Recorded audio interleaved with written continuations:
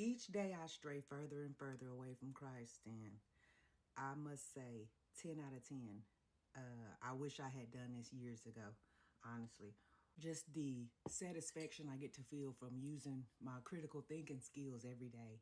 And I don't have to contort myself into different boxes to make myself believe that bad is good and that the evil won't win if I am good enough at some point. If I don't have to keep contorting myself into little boxes of fantasies and delusions. And the devil's not chasing me. There's no enemy for me to be fighting.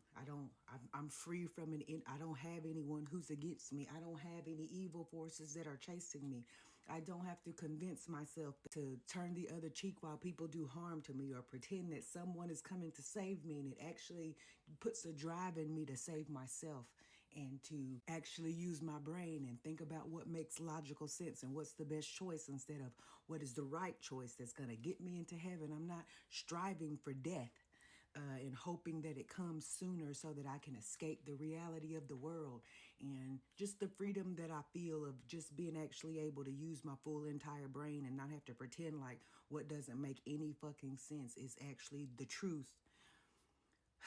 The freedom that I have felt. And just to think, this is what's crazy to me. If we are saying that Jesus is God, and that God wrapped himself in flesh and came to the earth and then prayed to himself and begged himself not to kill himself. God, it's me, you. And I don't want to do this. Jesus didn't die for our sins. Jesus was killed because he was a disruptor.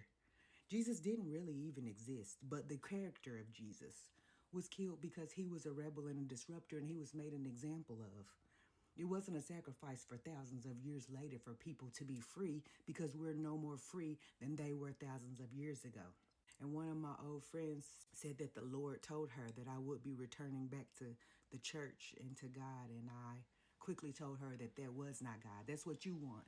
And you told you that because I will never be returning back to the church, ever. I will never be returning back to the church. I can't retangle what has been untangled.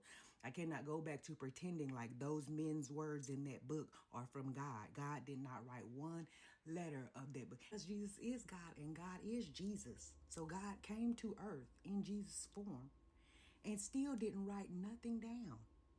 This is the time for God to write his book if God is on earth, right? If God's going to write a book, a human book with letters that the person can look at, if Jesus is here, isn't Jesus going to write that book while he's here? He didn't write not one word. The letters in red, they're guessing. It was written hundreds of years after Jesus died. Jesus is here. God is wrapped in Jesus here on earth and still didn't write down one word. Not one word of the Bible was written by God. Men wrote it. Inspired. God told me that I was his messenger and I'm the only one who has his truth.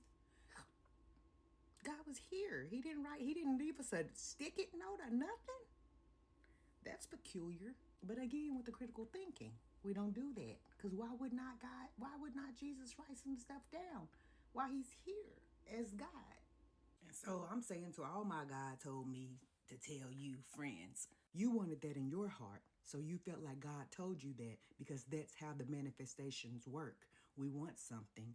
We begin to ask for it and wish for it and think about it and ruminate on it. And a lot of us have anxiety from the religious trauma. So the thoughts get stuck in our head and they're on repeat and loop. And we think that that's God speaking to us, or we think that that means it's a message from God.